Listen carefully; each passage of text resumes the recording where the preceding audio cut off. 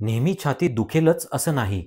काही सूक्ष्म लक्षणे तुमचं हृदय धोक्यात असल्याचं संकेत असू शकतात. श्वास लागणे, विशेषतः झोपताना किंवा सोपं काम करताना. झोपताना श्वास लागतोय किंवा रात्री घुटमळतंय आणि उठून बसावं लागतंय, कदाचित हृदय योग्यरित्या पंप करत नसेल. पाय सुजलेत, चप्पल घट्ट वाटते, शरीरात पाणी साचणे म्हणजे हृदय रक्त नीट फिरवत नसेल. थकवा आणि अशक्तपणा वाटणे, भरपूर झोपून सुद्धा दिवसभर थकल्यासारखं वाटतंय.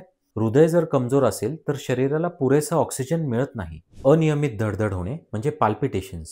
हृदय अचानक धडधडतंय, कधी जलद होतंय, कधी थांबतंय, परत जलद होतंय. अनियमित धडधड होणे म्हणजे पाल्पिटेशन्स हे हृदयाच्या इलेक्ट्रिकल ॲक्टिव्हिटीमध्ये काही प्रॉब्लेम असण्याची संकेत आहेत. तीव्र वेदना नसतील तरी देखील छातीत दडपण येणे किंवा जडपणा येणे, विशेषतः चालताना, हे देखील हृदय वीक असल्याचं, हृदय कमजोर असण्याची लक्षणे असू शकतात. चक्कर येणं, विसरभोळेपणा, कधी डोकं गरगरणं, ही देखील हृदयाची पंपिंग कमी असल्याची किंवा हृदय वीक असण्याची लक्षणं असू शकतात. हृदय नेहमी आरडाओरडा करतं असं नाही. काही वेळेस ते हळूच इशारा देतो आणि ही लक्षणं दिसली तर ताबडतोब हृदयरोग तज्ञांचा सल्ला घ्या.